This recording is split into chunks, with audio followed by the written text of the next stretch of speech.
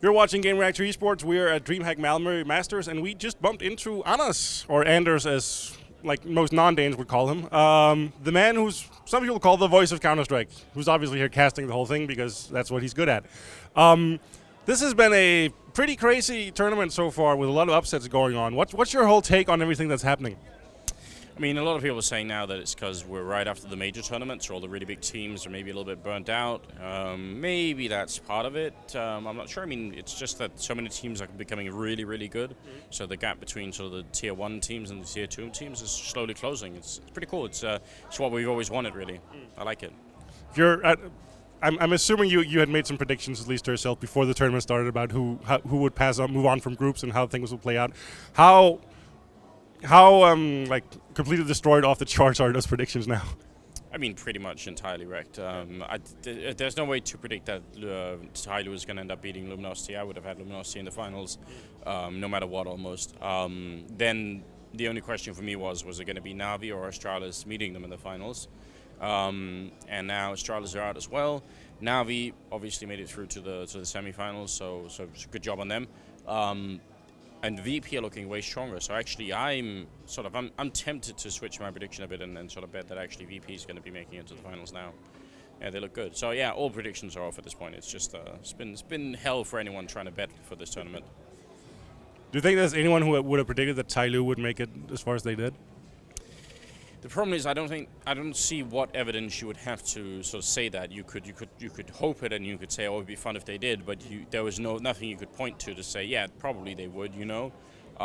Maybe they could. I mean, beating Liquid, you think, okay, that makes sense, even though it's still pretty impressive. Beating Luminosity on land is completely outrageous. So no, I mean, there's no way to predict that. As far as I know, this is their first tournament outside of the Asia Pacific region in Europe, facing European teams at least. So. They were really dominant in the qualifiers for this, as far as I know. So, are we seeing a rise of Asian Counter-Strike here, or is it just like a one-time fluke, maybe? I sure hope so. I mean, we know a lot of big Asian organizations are starting to pick up, like LGB and LGD. I'm screwing that up. Sorry, Dota. Sorry, Dota. Yeah, it was a lot of different sort of big Asian organizations starting to pick up. eHome are looking at a Counter-Strike team as well. So you got to hope that that's what it means. People always think that China is only populated by League of Legends players and sort of MOBA players in general, which is definitely not true. They play a lot of FPS games, but they usually play stuff like Crossfire or Sudden Attack or Counter-Strike Online. So I think it's perfectly possible to convert a bunch of people into playing Counter-Strike. And if that happens, then it'll be fantastic. So already Tyloo have sort of paved the way and shown that it's actually possible. I think that'll make a big difference.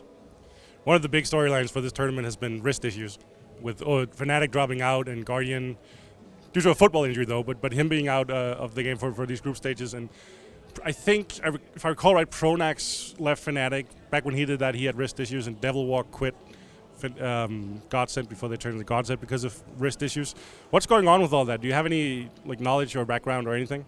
It's just that so many of these players have been playing for such a long time now, and I think because you don't worry about this until it starts to hurt. When you're feeling fine, you're not going to sit in your room and think, oh, I should just spend 10 minutes making sure I do like the wrist exercises, and so you only do, and when it hurts, it's too late.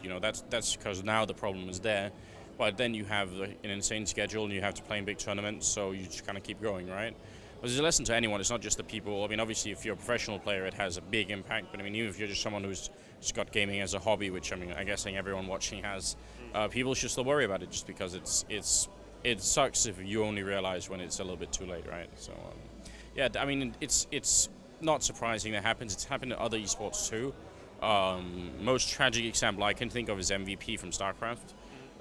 In my estimation, still, I think one of the best StarCraft players of all time. But his career got hurt really bad from carpal tunnel. So yeah, something to worry about, definitely. The tournament schedule for the past month and a half has been really hectic, with first IEM Katowice, then the MLG Major, and now this event. Is the event circuit for Counter-Strike getting too crowded? Yeah, in some ways it is. But teams obviously have the opportunity to just say no to playing a tournament, which they really don't. I mean, I work at almost all the tournaments. I could say no as well, and I'm taking this week off. But you kind of tend not to, just because you want to be a part of everything and it's fun. And you've got fans there kind of expecting you to show up, especially these big stadium tournaments you really want to go to. It's hard to say what too crowded means, but I mean, yeah, it definitely seems like the schedule is a little bit crazy, right? It's hard to find like a real structure. There's no like real season, and there is an off season this year that's 2 weeks where all the players have said that's it at the beginning of August, I think. But that's the only real off season. Whereas regular sports obviously has like real off seasons where you can make player transfers and you can renegotiate contracts and you can do all sorts of stuff, right? So some of that stuff is definitely missing, yeah. Do you think, compared to other esports, like League of Legends has a very rigid system? With Dota, they've set up the majors, they're running on a tight schedule, so there's... Counter-Strike seems a little bit more chaotic and unorganized in that sense. Is it the Players' Union? Is it time for that, or for someone at least to bind together and put their foot down and say, we're going to do things this way from now on? Could be. It's so hard with a players' union, isn't it? Because I mean, there's obviously an organizers' union that's been around for a bit now. So player unions, I think it's possible. I think everyone can benefit. Like I think a players' union can sort of convince the organizers and the tournaments to say it actually is better for everyone if we can take some time out here and do things differently.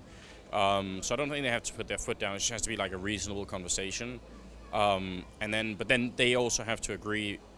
If they take 2 months where they don't do anything, they also have to realize that in the rest of the year, then they can't just play in every other tournament. You have to pick some tournaments you play in and you have a partnership with or whatever.